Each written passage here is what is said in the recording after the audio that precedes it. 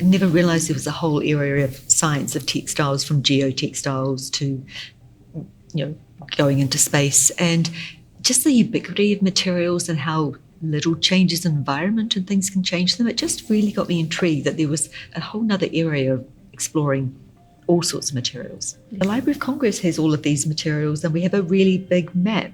And so I was brought in for the Waldseemüller, which is the 1507 world map, the first map that refers to America. And the challenge I always find is that usually it's only one of a thing. So there really isn't a lot of chance to make a mistake. You just can't. And so with the Waldseemüller that was going to go on exhibit for 30 years, that was when I started working in non-invasive spectral imaging.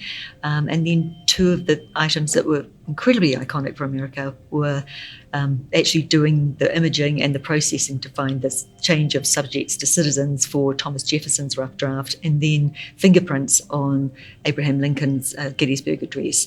And that's where it was just realizing that preserving the original item is so critical for us to use these new technologies, and it's just trying to be innovative, trying to be incredibly careful, but just being aware of the intense beauty and significance of these items. Yeah. So one of the things I realized with the spectral imaging that we could sort of map what was happening on a document or an object, but we had to do the point source analyses to understand what was that pigment, was it a mixture of something.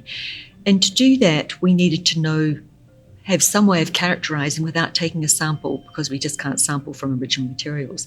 So in about 2009, I started building up a reference collection of anything that you would find in the library. And believe me, we have everything from glass flutes to ceramics. We do a lot of recreating materials that will replicate, and then we can do some sort of predictive testing on those. The other part of CHARM that we're still working on, CHARM D, which is actually the data that relates to CHARM, because if you have a reference sample, you need to characterize it when it first comes in, because after that it just keeps aging.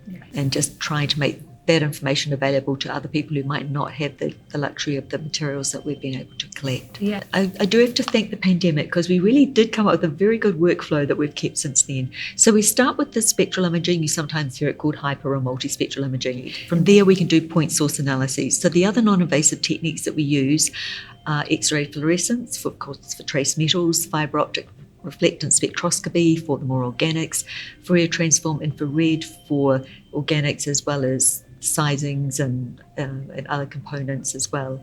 Raman spectroscopy and microscopy is always in there as well. So those are really important, because we can, at the same location, use this suite of techniques and actually build up sort of deep learning of what's the different materials in that collection item.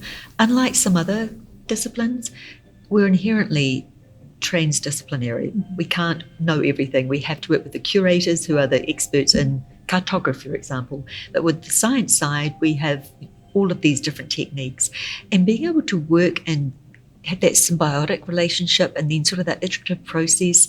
I've had some really wonderful projects. One was called collections demography. I was working with colleagues all throughout Europe and in the UK, which was looking at the long-term effect of large collections when we couldn't actually measure every single one. So how could we start to measure those? A more recent one in Ireland was looking at medieval Irish manuscripts called Inks and Skins. And so we've been imaging, doing spectral imaging of the entire object. A couple of Magna Cartas, which has just been delightful. And in terms of some of the techniques, you might want to know that trying to do the image processing through various stains, particularly rodent stains, is very challenging.